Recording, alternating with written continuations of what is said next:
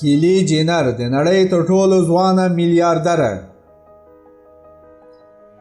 کیلي جینر 21 کلنه امریکایي ده، نوموړې سوداګره، د تلویزیوني خپرونو چلوونکې او ماډله ده. د فوربیز مجلې د 2019 کال د معلوماتو په اساس هغه د نړۍ تر ټولو ځوانه میلیاردره ده.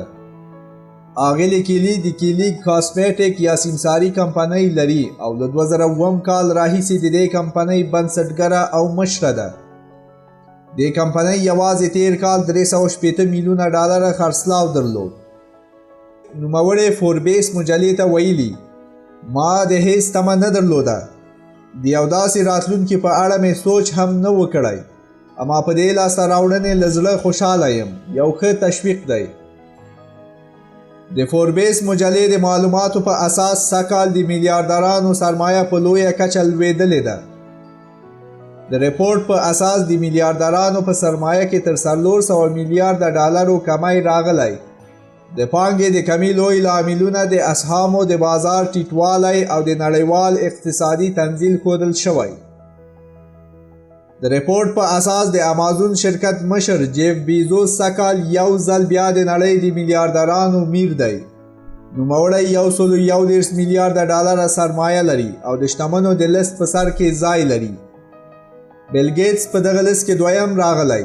د معلوماتو په اساس بیل ګیټس کولی شول چې د امازون له مشره مخکې شي، خو هغه د خپلې سرمایې لویه برخه د بشري مرستو ته ځانګړې کړې ده.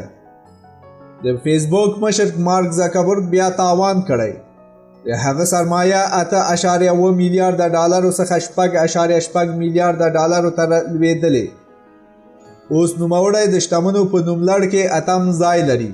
تیر کال نوموړي په نوملړ کې 5م ځای درلوده.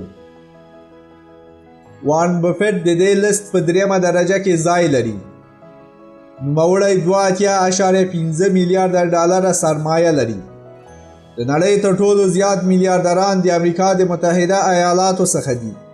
متحده ایالات 607 میلیاردران لري چې د نړۍ هیڅ بل هیواد دومره لوی شمیر کې شتمن خلک نه لري.